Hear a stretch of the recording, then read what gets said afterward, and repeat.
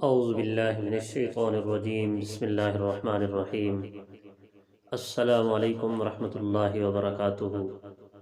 محترم ناظرین کرام، آپ جانتے ہیں کہ رجب کا مہینہ شروع ہو رہا ہے، تو آج ہم اس مختصر سی ویڈیو میں رجب کے مہینے کے بارے میں اسلامی تعلیمات کے حوالے سے تھوڑا سا جانیں گے کہ شریعت اس مہینے کے حوالے سے ہماری کیا رہنمائی فرماتی ہے۔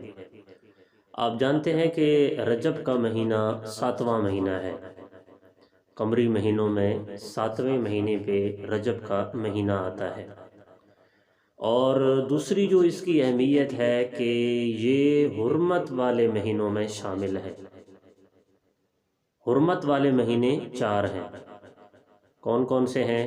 پہلا ہے ذی القعدہ، ذی الحجہ، محرم اور یہ رجب ہے۔ یہ 4 مہینے جو ہیں یہ حرمت والے ہیں اور تقدس والے ہیں اللہ رب العزت کے ہاں بھی۔ اور ویسے تو اللہ رب العزت نے سورہ توبہ میں ارشاد فرمایا کہ ان عدت الشہور عند اللہ 12 شہرا فی کتاب اللہ، کہ اللہ رب العزت کے ہاں کتنے مہینے ہیں جی؟ 12 مہینے۔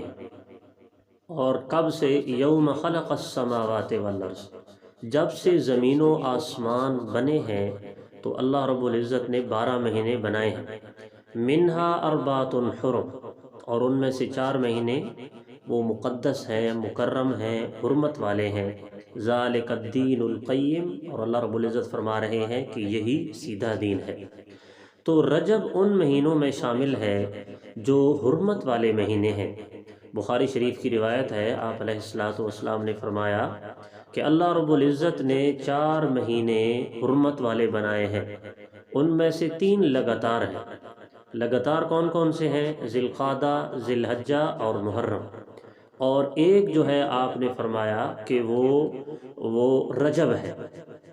اور ویسے بھی اس مہینے میں زمانہ جاہلیت میں بھی ان 4 مہینوں کو بڑا مقدس سمجھا جاتا تھا، اور ان مہینوں میں اگر کوئی لڑائی ہو رہی ہوتی یا اور کوئی بھی چیز ہوتی تو ان 4 مہینوں میں زمانہ جاہلیت میں بھی ہر چیز کو روک دیا جاتا تھا، اور جو لوگ ہیں وہ بڑے اطمینان کے ساتھ، سکون کے ساتھ، آرام کے ساتھ اپنی تجارت کرتے، عمرہ ادا کرتے اور حج ادا کرتے تھے، کیونکہ ان کو بھی پتہ تھا کہ اللہ رب العزت نے فرما دیا ہے کہ یہ 4 مہینے جو ہیں یہ حرمت والے ہیں اور مقدس ہیں۔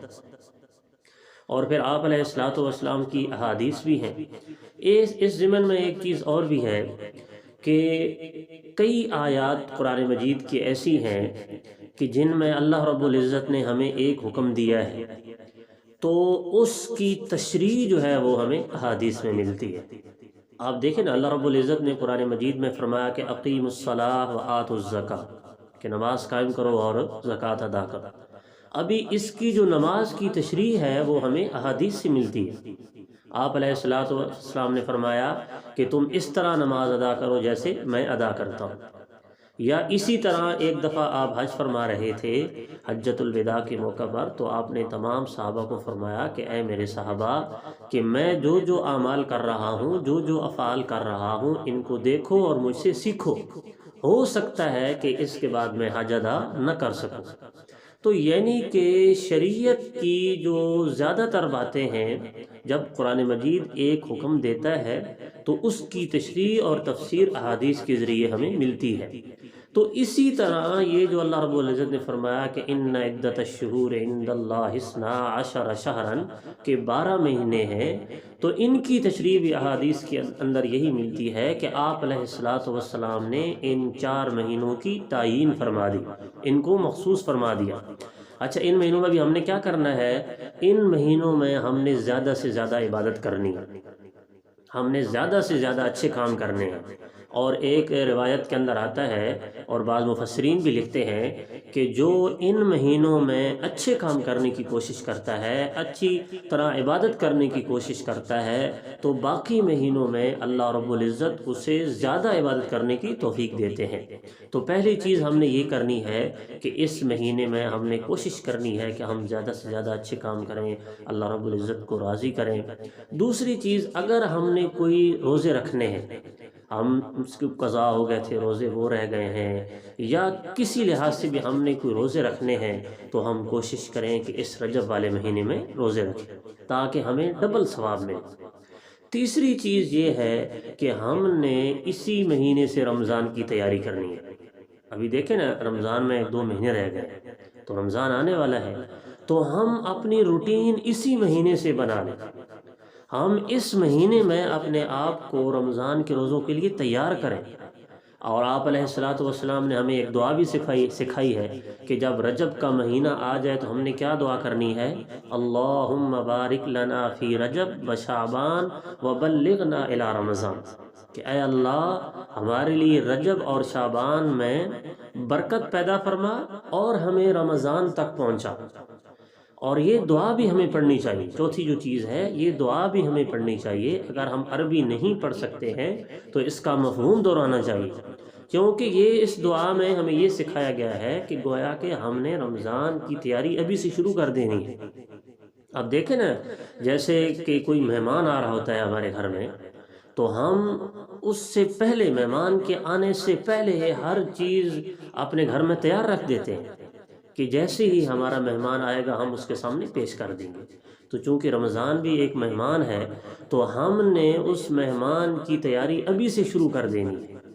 ابھی سے ہم نے نوافل پڑھنے اور اپنے آپ کو ذکر و اذکار کا عادی بنانا، قرآن کی تلاوت کا عادی بنانا، اور اسی طرح باقی عبادات کا بھی عادی بنانا ہے، تاکہ جیسے ہی وہ مہینہ پہنچے، وہ رمضان کا مہمان مہینہ پہنچے، تو ہم اس کی خاطرداری کریں اور ہم اس کا اچھی طرح استقبال کریں۔ تو اس مہینے کا جو مقصد ہے وہ یہی ہے کہ یہ ایک تو حرمت والا مہینہ ہے، ہمیں کوشش کرنی چاہیے کہ اس مہینے میں ہمیں زیادہ سے زیادہ اچھے کام کرنے کی توفیق اچھے کام کرنے کی جو ہے وہ کوشش کرنی چاہیے۔ اچھا، دوسری چیز ایک یہ ہے کہ 27 رجب کو ایک روزے کا جو ہمارے ذہنوں میں ایک کنسیپٹ بنا ہوا ہے کہ 27 رجب کو روزے کا بہت زیادہ ثواب ہے، تو ایسی کوئی بات نہیں ہے۔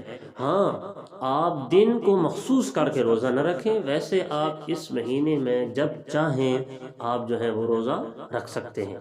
تو ہمیں بھی کوشش کرنی ہے کہ اس مہینے کو ہم نے زیادہ سے زیادہ قیمتی بنانا ہے، تاکہ جب ہم اس مہینے میں اچھے کام کریں گے، اپنے آپ کو عادی بنائیں گے، تو انشاءاللہ رمضان میں ہمیں کوئی مشکل پیش نہیں آئے گی۔ وما علینا الا البلاغ۔